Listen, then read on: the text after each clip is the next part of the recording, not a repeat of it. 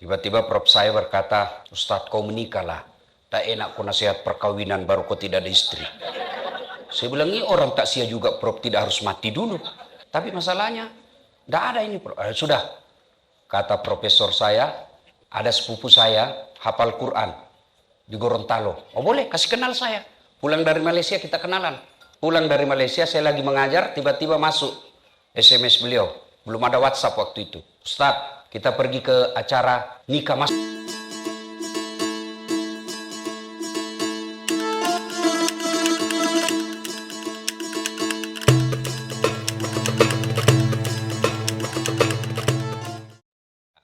Yuk Bapak, saudara-saudara sekalian, kalau kita melihat cek and recheck, infotainment, dan sejenisnya, itu kalau masa pacarannya itu selebriti, Masya Allah, dialah bidadari dalam hidupku, anugerah terindah dalam hidup saya.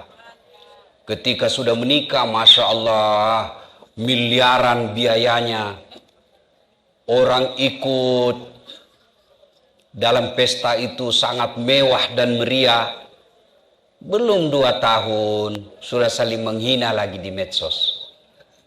Kenapa? Karena dia salah dalam membina rumah tangga. Biasanya anak-anak kita nikahkan, kamu cinta enggak? Cinta tidak cukup untuk berumah tangga. Sudah punya kerja enggak? Punya kerja tidak cukup untuk berumah tangga. Ya, harus punya ilmunya. Ilmu inilah yang kadangkala tidak disiapkan sebelum menikah. Ilmu minimal laki-laki, dia harus tahu bagaimana kondisinya perempuan kalau haid. Itu kalau perempuan kalau haid, jangan ajak ngomong. Diam aja. Kalau dia ngomel, diam. Biar dijelaskan, tidak masuk di akalnya.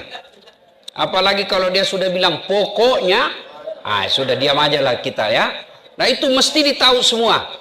Nah ibu bapak saudara-saudara sekalian, tujuan pernikahan itu sering kita ringkas samawa, sakinah, mawaddah, warahmah.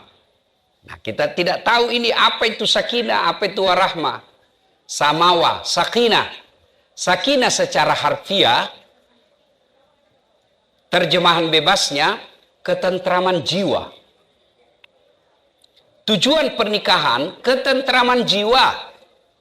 Jadi kalau dalam rumah tangga tidak ada ketentraman jiwa, tujuan pernikahan itu tidak tercapai. Dan pernikahan itu, untuk mencapai ketentraman jiwa, 2 modalnya. Yaitu yang tadi sakinah, mawaddah, warahmah. Cinta dan kasih sayang. Cinta itu ibu identik dengan syahwat. Cinta itu identik dengan tubuh yang mulus. Maka tidak ada pernah kita dapati nenek-nenek cinta-cintaan. Tidak. Apa yang abadi adalah kasih sayang. Itu yang abadi. Kalau cinta, cinta itu pasti pudar. Maka dalam menikah, ini bagi adik-adik yang belum menikah, itu kata Nabi, nikahilah seseorang karena 4 perkara. Yang pertama, lihatlah kecantikannya. Lijamaliha, lihat cantiknya. Cantik ini penting, tapi tidak boleh prioritas. Kenapa? Cantik ada batasnya.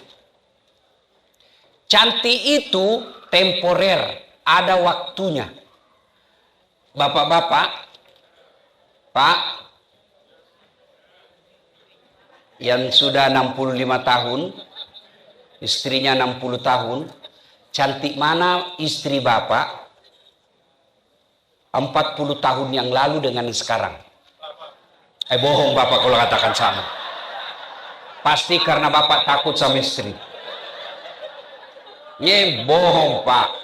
Ya, pasti. Jadi perlu itu cantik. Kenapa? Dia hampir 24 jam depan kita. bangun dia lagi. Mau tidur dia lagi.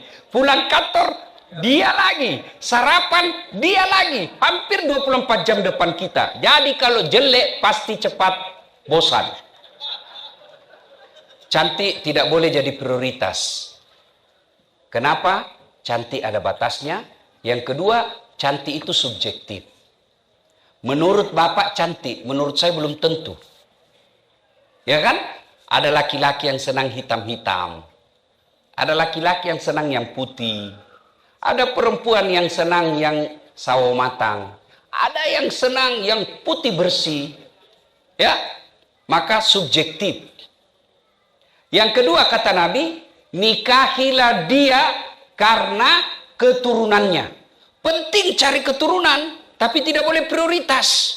Orang Jawa katakan, lihat bebet, bibit, popotnya.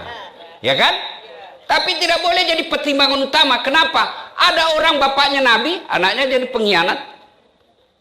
Nabi Nuh. Ya kan? Ada orang bapaknya pengkhianat, anaknya jadi nabi. Nabi Ibrahim. Iya toh? Penting lihat siapa bapak ibunya, tapi tidak boleh prioritas.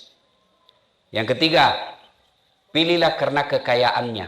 Kaya penting, tapi tidak boleh prioritas. Kaya dia Ustadz. Sampai generasi ke-7 dia tidak akan miskin. Masalahnya, dia generasi ke-8. Ya. Maka, kaya penting, tidak boleh prioritas. Kenapa? Bisa jadi tahun ini kaya, tiba-tiba bangkrut. Yang keempat, kata Nabi, lidiniha, lihat agamanya. Mahasiswa saya tanya, Ustadz, kenapa agama nomor 4? Mestinya dia nomor 1. Oh, ada dalam bahasa hadis. Betul nomor 4, tapi dia tidak titik di situ. Koma, ada penegasannya. Koma, stabilo, cetak miring, bold, garis bawah. Itu kalau diketik. Kata Nabi, utamakan agamanya, karena dengan agama kau akan dapat semuanya. Untuk mendapat keempat-empatnya, Bu, makhluk langka. Dialah cantik, keturunan baik-baik, kaya pula, bagus pula agamanya. 100 perempuan belum tentu ada 2 orang di antaranya. 100 laki-laki belum tentu ada 1.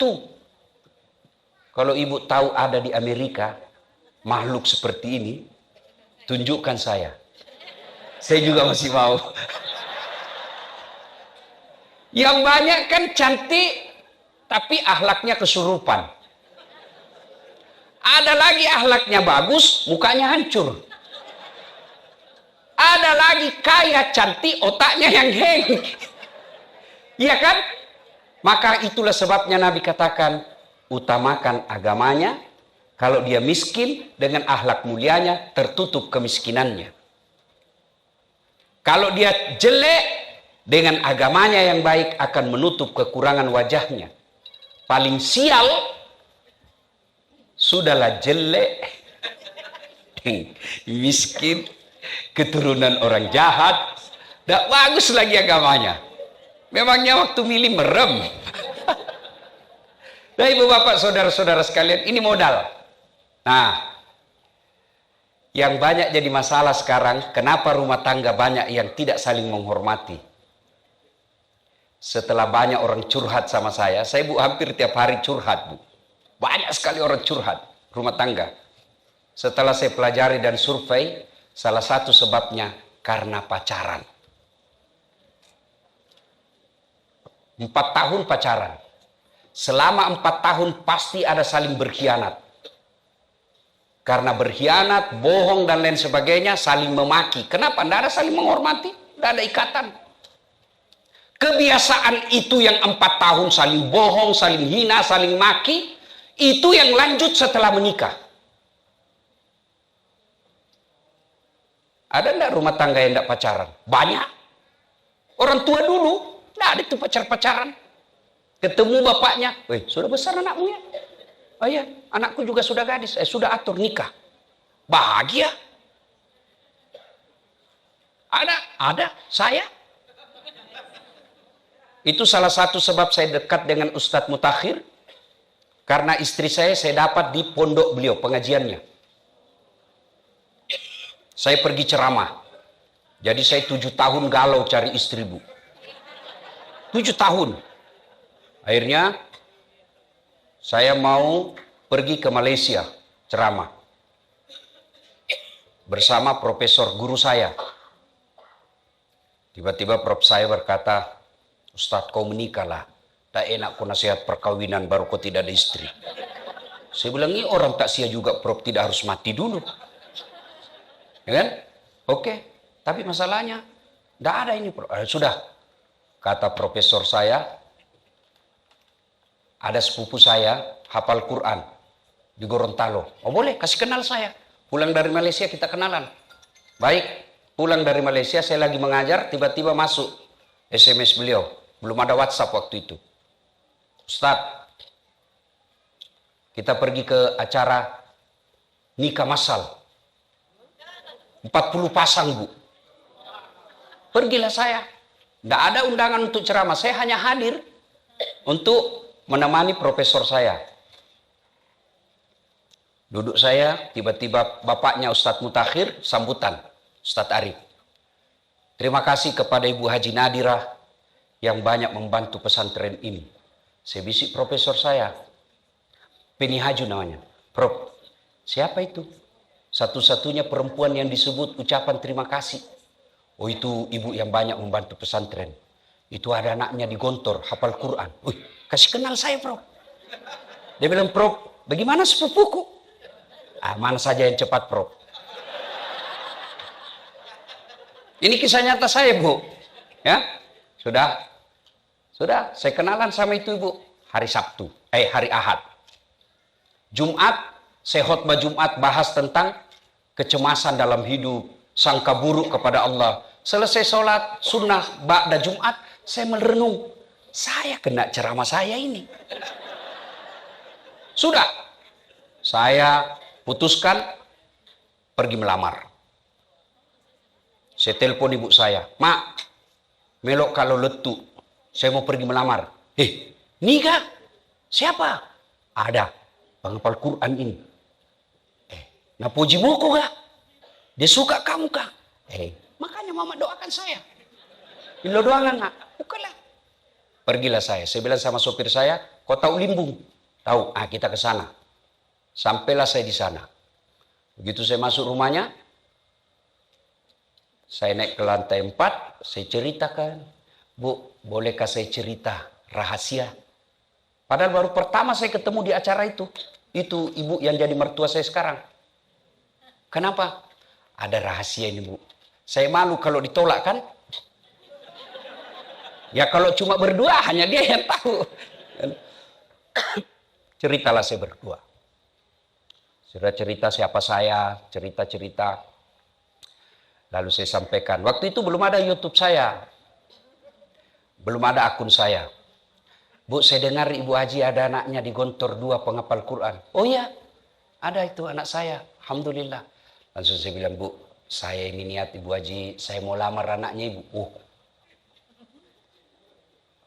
Apa kata Ibu itu? Alhamdulillah, doa saya ketika umroh diijabah Allah. Memang ketika saya umroh, saya berniat berdoa di depan Baitullah. Ya Allah, kalau ada orang yang suka anak saya dan baik agamanya, saya terima. Langsung dalam hati saya, aman. Ya, bagus agama, saya merasa baiklah agama saya ini. Karena saya penceramah. Kalau dibilang baik kerjanya, saya mundur. Lalu dia bilang, cuma anak saya ada 2, Ustadz, yang mana? Saya bilang, terserah Ibu yang mana. Cuma kalau saya tidak ada masalah Ustadz. Cuma kan saya ibunya, masih ada bapaknya ada di Singapura. Saya bilang, jadi bagaimana? Tenang Ustadz, soal bapaknya saya punya urusan. Dalam hati kok masuk gigi 2. Ya kan? Sudah amat itu. Udahlah. Lalu dia bilang, Ustadz, lihat dulu anak saya. Lihat dulu. Saya bilang, enggak usah ibu. Kenapa? Nanti Ustaz tidak suka. Enggak usah ibu. Kenapa saya tidak perlu lihat? Karena saya lihat fotonya bapaknya gagah. Di ruang tamu fotonya bapaknya cakep. Mamanya depan saya juga cantik. Saya bilang, enggak jauh-jauh lah dari sini nih. Buah jatuh tak jauh dari pohonnya, ya. Kecuali yang dibawa ke kelelawar, ya jauh itu dia. Nah, Ahad saya melamar, Ahad saya kenalan, Jumat saya melamar, dan menikah setelah hari Ahad berikutnya. Tidak pacaran sampai sekarang, kita saling menghormati. Coba lihat anak-anak kita sekarang. Masih pacaran sudah panggilnya papi mami. Itu yang ibu mau. Nah, ibu bapak, saudara-saudara sekalian, istri saya itu bu, Allah karim. Saya hebat begini bukan karena saya hebat. Karena istri saya. Mana bisa kita ceramah kalau istri kita teror? Mana bisa saya ceramah begini? Begitu 5 menit sebelum tampil dia menelpon. Pulang kau. Pulang. Pulang. Kenapa? Kesetrum istri anakmu. Itulah fungsinya istri. Memberikan ketentraman jiwa. Istri saya bu, boleh kalau ada ibu tahu ke tetangga saya biasa malu. Itu biasa kan saya berangkat jam 4 subuh bu, kadang-kala sudah pergi kalau kejar penerbangan pertama. 4 subuh, saya pergi, diambil itu ranselku, dibawa. Nggak usah saya yang berat, karena banyak elektronik dalam. Apa dia bilang? Nggak apa-apa, nggak ada artinya ini Ustadz, dibanding beratnya hidupnya Ustadz menanggung kami.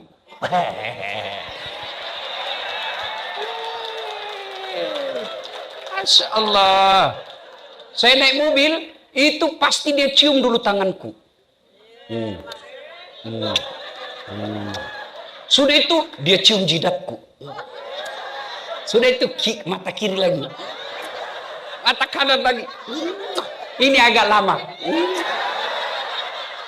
Allah karim. Wallah Pak. Tiap hari selama menikah. Meskipun semalam saya bertengkar. Pasti itu. Biasa saya malu-malu sama tetangga, sama sopirku. Sudah itu cukup? Tidak. Dia usap dada saya. Lalu dia bilang, Ustadz, ridhoi saya. Meskipun semalam saya bertengkar. Bohong saya kalau tidak pernah bertengkar. Pernah juga. Tapi ketika saya mau pergi, hilang itu rasa pertengkaran. Kenapa? Belum tentu saya bisa hidup kembali ke rumah. Ustadz, ridhoi saya. Ridhoi saya. Dia tidak akan tutup pintu mobil sebelum saya bilang, iya, saya ridhoi kau sayang. Lalu dia bilang, ku lepas di kau pahlawan. Ini tambah-tambah saja ini mudah. Masya Allah. Jadi ibu, rezeki suami itu tergantung ketentraman jiwanya. Gimana suamimu cari tenang dengan cari nafkah? Kalau kamu tidak memberi ketentraman jiwa. Ketentraman jiwa itu bukan skincare. Enggak. Ketentraman jiwa itu akhlak yang baik. Akhlak yang baik. Tidak mungkin. Apa itu? Kamu mau jaga suamimu 24 jam. Tidak mungkin. Kau periksa HP-nya. Untuk apa? Ini yang selalu menjadi pertengkaran dalam rumah tangga, handphone. Tidak semua harus kau tahu itu rahasianya suamimu. Yang penting kamu dinafkahi dan dia tidak berkhianat. Saya kasih handphone saya sama istri saya, ini handphone saya. Bu, dengar ini bu, yang suka periksa handphonenya suami. Untuk apa? Kalau kau mau jaga suamimu, bukan dengan periksa handphonenya. Bukan dengan periksa handphonenya, tapi apa? Hadir kau di hatinya. Gimana kau hadir di hatinya kalau kau tidak hormati orang tuanya? Gimana kau hadir di hatinya kalau kau kasar ngomong? Gimana kau hadir di hatinya kalau anaknya kau tidak urus? Saya mewakili perasaan laki-laki dan pasti semua sama. Bu, ibu mau tahu enggak ketentraman jiwa seorang suami? Dia pergi cari nafkah, masuk WhatsApp istrinya. Bang, Ini saya lagi ngajar hafalan Quran. Anak kita, alhamdulillah, ini si bungsu sudah Iqra 2. Itu suamimu dalam hatinya, ndak rugi saya menakit cari nafkah. Biar saya setengah mati cari nafkah, ternyata istriku baik. Bagaimana suamimu mau tentram jiwanya telepon, di mana kau? Salon. Di mana kau? Di mall. Di mana kau? Lagi jogging. Di mana kau? Banyak sekali tanya-tanya ini. Pulang di rumah, mestinya sudah siap makanannya, tidak kusiapkan. Jangan marah ya Bu, jangan marah. Ini gunanya dakwah. Supaya ada perubahan di antara kita. Kalau orang kaya, mewah rumahnya, apa aja bisa dibeli, tiap hari bertengkar, paling tidak hartanya tertukupi. Kalau kita cuma jauh, kerja juga ala kadarnya, gaji hanya untuk operasional sehari-hari, bertengkar tiap hari, kapan kau bahagia? Yang herannya lagi bertengkar, hamil lagi.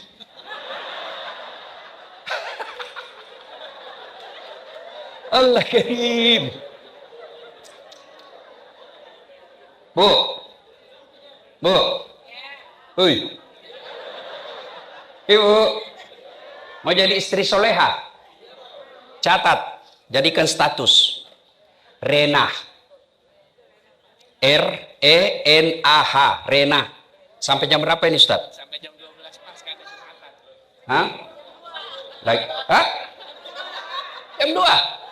Ibu bisa? Betul? Saya tidak bisa. Bu, apa Ibu? Apa? Rena. R-E-N-A-H. Rena. Rena. Satu, ramah. Tutur kata yang lembut. Sopan santun bicara. Kalau suamimu datang, sopan santunlah menyambutnya.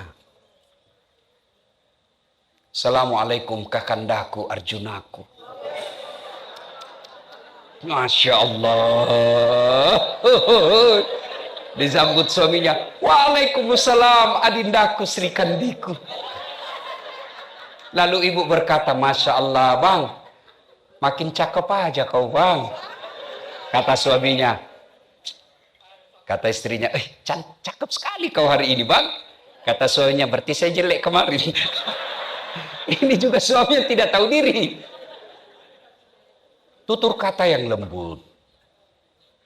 Ada juga perempuan, makin ada temannya suaminya, makin dia tunjukkan kekasarannya. Dia mau tunjukkan, lihat ini, saya atur suami saya. Mana ada? Tidak ada itu dalam ajaran agama, istri mengepalai dan membawa suami. Tidak ada itu. Ar-rijalu qawwamuna 'alan nisa.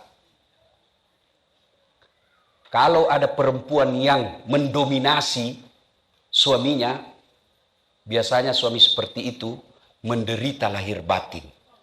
Dan kalau ada peluang sedikit melakukan maksiat, dia saya digunakan. Tapi kalau suami istrinya baik, siapapun goda dia tidak akan tergoda. Kenapa? Dia akan berkata, ada bidadari di rumahku. Sayalah buktinya, Bu. Banyak yang menggoda. Betul. Tapi saya selalu, ada pernah pengusaha datang bawa anak gadisnya ke hotel. Di lobi ketemu. Pengusaha sukses di Kalimantan. Nikahi anak saya, Ustaz. Pak Haji, ada istri saya. Tidak perlu ada surat-suratnya. Saya cuma mau ada keturunan saya ulama. Tidak bisa. Ada istri saya baik. Coba kalau istri kita tidak baik. Kesempatan. Jadi kami ini laki-laki, Bu, tergantung istri. Sopan bicara. Dan hebatnya itu perempuan Islam, kalian tidak tanggung dosanya suamimu. Tidak tanggung Ibu. Beda kami laki-laki, kami tanggung dosanya istri. Istri tidak pakai jilbab, istri tidak bayar puasanya, istri tidak sholat. Meskipun suaminya imam, ditanya, mana ini suaminya ini? Kok bisa istrinya begini nih? Itulah makna ayat ku anfusakum wa ahlikum nar. Ibu ditanggung. Bukan cuma di dunia, di akhirat juga ditanggung. Di dunia, Bu, malu kita kalau perempuan pulang lebaran tidak pakai baju baru. Malu itu istrimu, suamimu. Malu kita sebagai suami kalau sudah 10 tahun menikah tidak dikasih emas istri kita. Malu itu suami. Kadangkala menderita cari nafkah, tidak pernah dia telepon istrinya, saya dimaki-maki sama bos, tidak, dia rahasiakan. Kenapa? Cukup saya menderita. Itulah suami. Dan ditanggung sampai di akhirat. Makanya ibu jangan suka ngomel. Ah. Bu. Rena, Rama. Cuma Masya Allah, kalau istri sopan bicara, Bu, coba lihat itu kalau kita naik pesawat. Waduh, pramugari itu memang Masya Allah. Assalamualaikum Pak, selamat pagi Pak. Ini kami siapkan, ada minuman, mau minuman apa yang hangat, atau es, atau jus. Sudah itu dikasih, mau kopi. Kopinya Pak pakai gula atau tidak? Gula. Gulanya rendah kalori atau gimana? Dan dikasihnya kita Pak dengan 2 tangan. Suamimu naik pesawat pelayanan bisnis kelas. Sampai di rumah pelayanan kelas ekonomi. Ya. Minimal kalau kita tidak bisa bahagiakan suami dengan kecantikan wajah kita, perbaiki akhlak. Akhlak itu tutur kata yang lembut. Betul Pak? Betul Pak? Dengar itu. Tutur kata, ramah. Yap. Oh. 5 menit lagi. Karena Jumatan. 2. RE. Apa itu? Elok. Apa artinya? Dia pandai memasak, berpenampilan cantik dan menarik di depan suami. Bahkan Nabi katakan, wanita soleha itu adalah mereka yang menyenangkan hati ketika dipandang wajahnya. Sayang 1000 sayang, perempuan cantik kalau dia mau pergi muktamar. Cantik kalau dia mau pergi pengantin. Begitu mau tidur sama suaminya, la haula wala quwwata illa billah. Daster tinggi sebelah, tidak sikat gigi, kadangkala dikasih bedak itu yang tebal di sini, ada lubangnya di matanya, ada timun, nonton TV, pegang remote, angkat kaki. Kata suaminya, astagfirullah, begini aja jodoh saya. Bu, halo, REN, apa itu? Nikmat. Perempuan soleha pandai memasak masakan kesenangan suaminya. Makanya telepon mertua. Itu saya setelah menikah, ibu saya itu dia panggil menantunya. Nah, itu hebatnya ibu saya, Bu. Dia tahu semua masakan kesenangan anaknya. Itu anakku itu yang begini, dia senang ini. Kalau saya, dia tahu apa kesenangan ikan kering. Kalau dia marah, kasih ikan kering, tumis baik-baik, berhenti marah itu. Kasih kayu sayur bening. Dia tahu, sekarang ibu-ibu malas masak. Ibu-ibu masih ingat ibu-ibu dulu mau bikin kopi. Oh, susahnya ibu. Saya lihat itu ibu saya kalau mau bikin kopi, ke pasar dulu beli kopi. Sudah jadi kopinya? Belum. Dijemur dulu. Tidak digoreng, dijemur dulu, Bu. Sudah dijemur, baru digoreng. Sudah jadi kopinya? Tidak, baru ditunggu. Sudah ditunggu, sudah jadi? Enggak, ditapis. Tapisnya lagi pakai itu baju bodoh, baju khas orang Bugis yang tipis itu, ikat. Sudah itu, sudah jadi kopinya? Tidak, dijemur lagi. Sudah itu, baru dimasakkan air. Masaknya bukan tidak pakai kompor gas, pakai kayu. Iya toh? Sudah jadi kopinya. Masya Allah.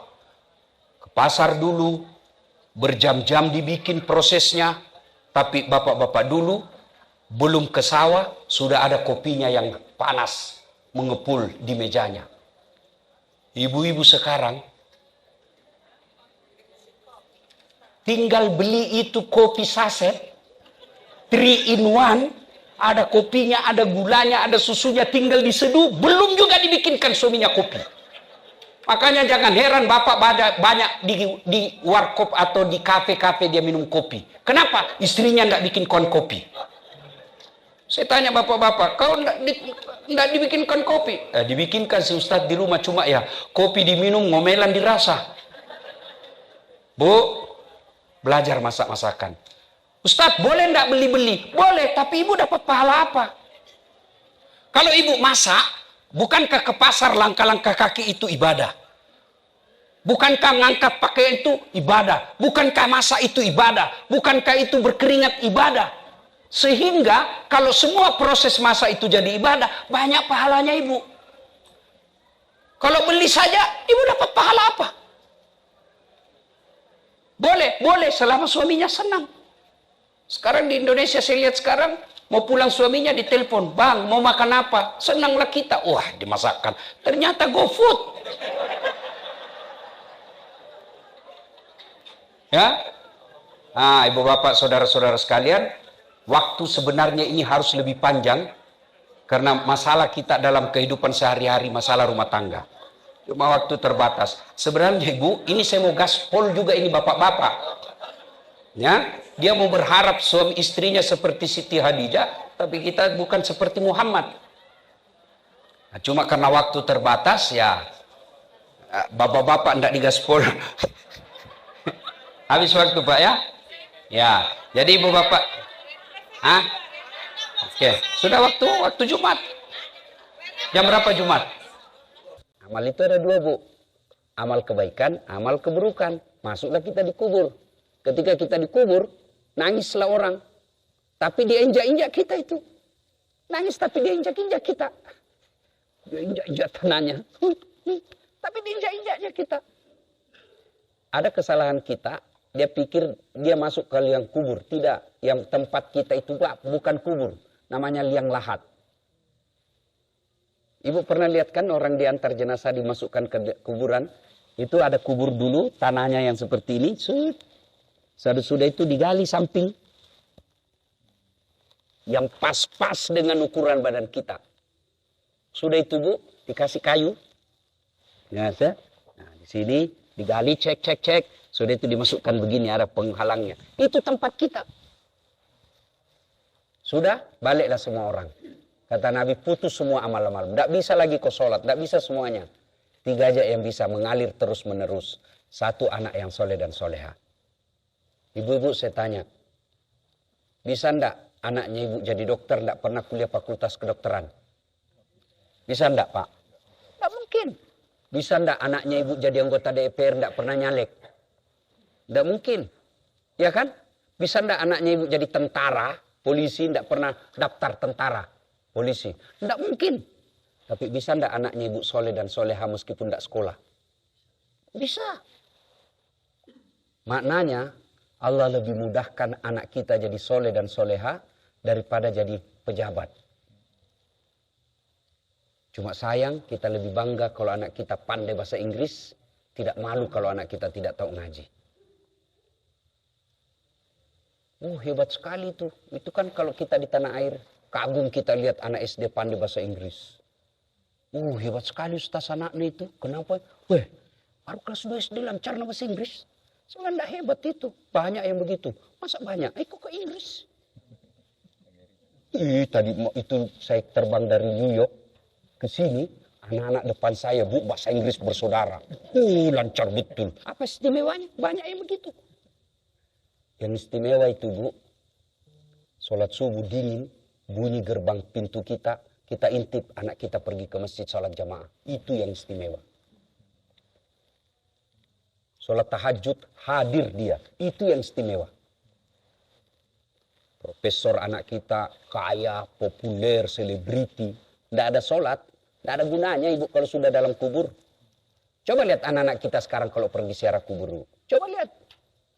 Dia baca doa. Tidak, update status. OTW ziarah kubur. Dia tidak baca doa tuh. Jangankan anak, ibu sendiri banyak saya lihat. Ibu, serba hitam, kudungnya hitam, tasnya hitam, roknya hitam, bajunya hitam, payungnya hitam. Datang selesai lebaran, dia baca doa, bukan. Imam yang disuruh. Pak Imam, bukan imam, ada yang penjaga-jaga kubur itu, bacakan doa. Yang baca kubur tidak tahu bahasa Arab, ibunya juga tidak tahu bahasa Arab. Dia bacalah doa. Ini yang disuruh baca doa. Allahumma gfirli, ini ibu di belakang, amin. Wali walidayya, amin. Warhamhuma kama rabbayani saghira, amin. Kasihannya ini ibu, dia kira ibunya didoakan, padahal ibunya ini Pak Imam ya, Pak yang baca doa. Apa artinya itu? Allahumma gfirli, ya Allah ampuni dosaku. Siapaku? Yang baca doa. Ibu bilang, amin. Padahal doanya ini dikabulkan. Kedua orang tuaku, amin. Orang tuanya ini. Maka ini karena kita tidak tahu agama. Maka ibu-ibu, anak mesti diwariskan agama. Dan agama, kalau di tempat seperti ini, sangat sulit anak-anak kita belajar di rumah. Itulah pentingnya ada masjid. Ini yang ceramah, kalau Ustadz mau mutakhir, memang orang pondok. Kalau saya, Bu, Ibu sebut deh Ustadz-Ustadz kondang di Indonesia.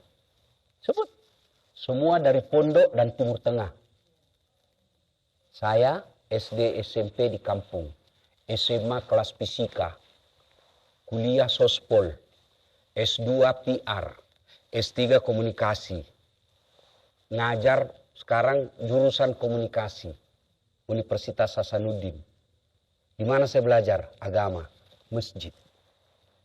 Di masjid. Saya baru sadar kira-kira 3 tahun terakhir. Oh, begini cara Allah memelihara saya. Kenapa, Ibu? Saya selalu dekat dengan masjid rumah saya, Bu. Bukan saya ya, Allah yang memang mengantarkan saya selalu dapat rumah dekat masjid. Di kampung saya, rumah saya tidak jauh dari masjid. Mungkin 300 meter. Hijrah saya ke Makassar, pertama tinggal di Yosudarso. Dekat dari masjid Jalan Dakwah. Ada masjid di situ. Pindah saya dari Jalan Dakwah, Yosudarso, pindah ke Jalan Harimau. 9 tahun saya ngontrak di situ. Lebih dekat lagi, Bu. Tidak sampai kira-kira 20 meter. Gunung-gunung saja saya sampai. Saya pindah lagi di Baeng-Baeng, ada lagi masjid dekat lagi dari rumah. Tempat saya ngontrak.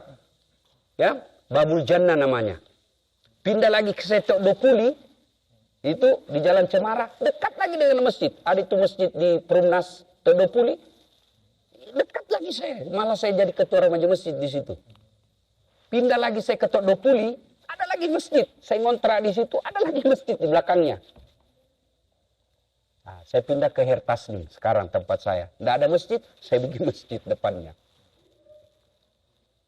Jadi Ibu, kalau beli rumah di Jakarta, beli rumah di Surabaya, di kampung Ibu, untuk anak, beli rumah yang dekat dengan masjid. Kita kadang-kala beli rumah, kita pergi ke pameran perumahan 10 menit dari bandara. Tiap hari kau mau ke bandara? Hah? 5 menit dari mall. Memangnya kau tiap hari mau ke mall? Hah? 10 menit dari rumah sakit. Doa supaya ibu tidak masuk rumah sakit. Yang ibu cari 10 menit dari masjid. Kenapa? Kalau ibu dekat dengan masjid rumahnya, insya Allah anaknya main di masjid. Anak main di masjid. Kalau ibu dekat dengan masjid, minimal ibu jadi pengurus majelis taklim. Kalau bapak dekat dengan masjid, insya Allah bapak jadi pengurus masjid. Dan kalau sudah jadi pengurus masjid, tidak mungkin Allah tidak kasih hidayah. Tidak mungkin. Ibu ajak ngurus rumah saya bahagia. Saya pergi umroh, ibu urus rumah saya pasti sangat bahagia. Pulang saya umroh, saya kasih oleh-oleh, Bu. Kalau perlu oleh-oleh yang paling baik saya kasih. Ini manusia. Ngurus rumahnya kita senang. Apalagi Allah. Rumah Allah di muka bumi ini salah satu masjid. Jadi kalau orang ngurus masjid, tidak mungkin Allah sengsarakan hidupnya. Kalaupun ada masalah dalam hidupnya, masalah itu membuat dia dekat dengan Allah. Nah, sekarang ibu punya ikhtiar untuk mengadakan masjid. Jangan pikir setan menyerah. Oh, tidak. Oh, dia lihat berbahaya ini ibu ini bisa masuk surga ini. Maka dia hasut kita. Mulai dari sangka buruk.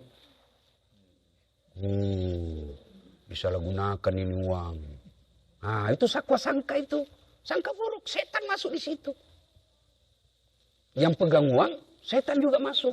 Ambil aja. Ambil, itu kan ada hakmu sebagai amil. Itu setan masuk. Jangan pikir kalau kita mau berbuat baik setan paling sibuk. Dia enggak bakal dia biarkan kita. Maka kumpul-kumpul seperti itu setan juga panik dia. Aduh, ada lagi si Dasat ini. Ini setan. Andai saja ibu lihat ini, dia kepanasan dia di sini. Kenapa enggak dilihat? Karena kalau ibu lihat lari kita semua. Tapi percaya di sini ada, cuma enggak lihat karena alam kita berbeda. Maka percaya ibu bapak saudara-saudara sekalian, niat untuk mengadakan masjid sangat mulia. Ya. Nah, maka tidak cukup dengan niat, harus ada ikhtiar. Percaya deh Bu, tidak ada orang yang susah hidupnya kalau dia bangun masjid. Saya sudah buktikan banyak orang.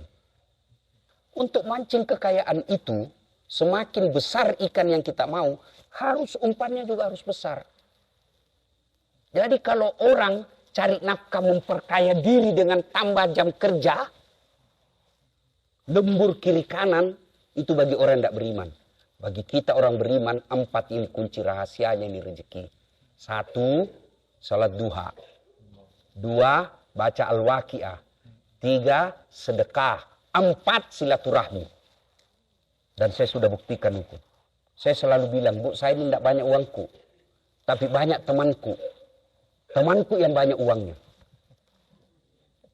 Kemana-mana saya selalu gratis.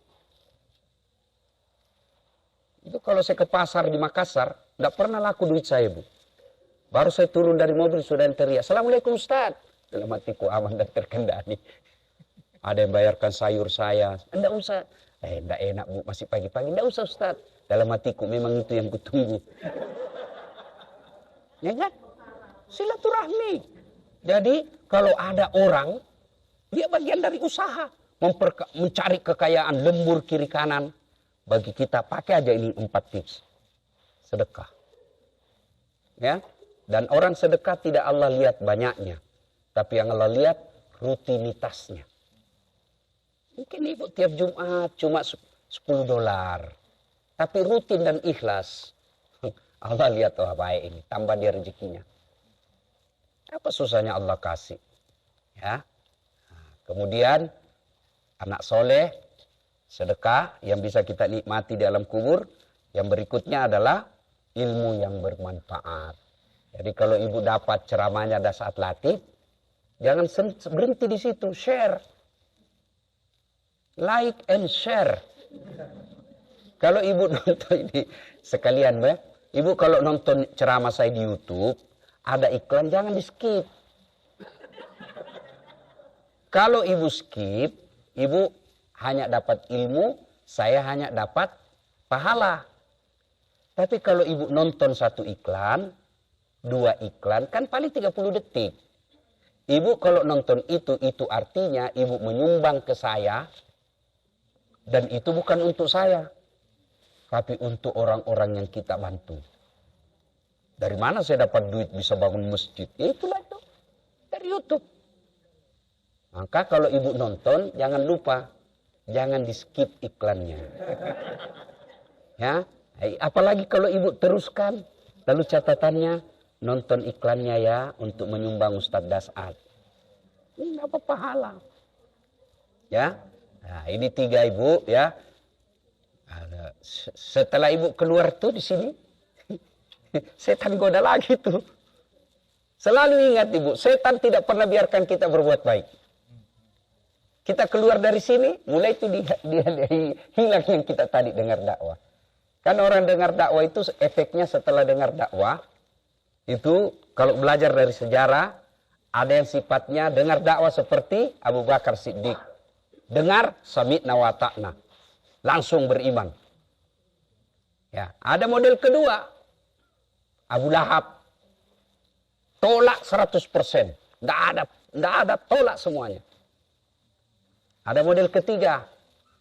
Lawan dulu, baru masuk Islam. Abu Sufyan.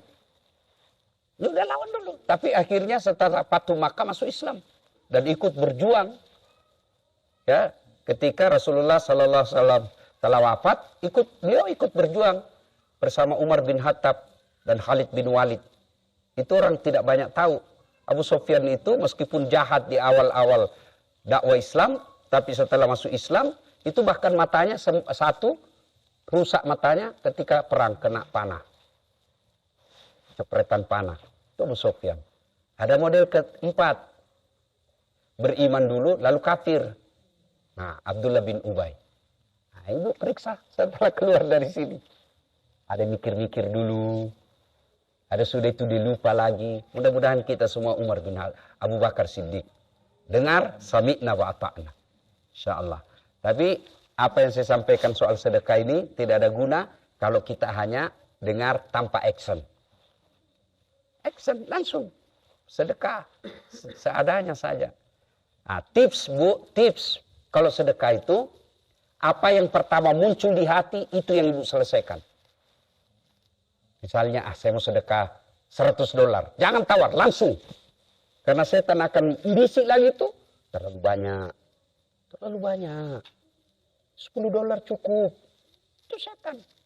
Maka kalau tips saya Bu, cara saya selalu berpikir bukan memberi, tapi menitip. Nitip. Nah, supaya kalau saya titip, berarti saya mau pakai lagi nanti. Kalau selama niat kita, di pikiran kita memberi, pasti kita pikir, seadanya aja. Namanya memberi. Tapi kalau saya bilang saya titip, berarti makin banyak titipan saya. Kemarin saya katakan, makin banyak saldo kan makin senang. Cari deh orang yang bangkrut gara-gara sedekah. Di Sulawesi Selatan ada namanya Haji Andi Sose. Kalau ibu ke Sulawesi Selatan dapat masjid Juang 45, beliau yang bangun. Terakhir beliau bangun itu masjid 165 masjid. Tidak pernah kita dengar bangkrut, tidak pernah kita dengar sakit. Yang paling kita dengar habis kawin lagi.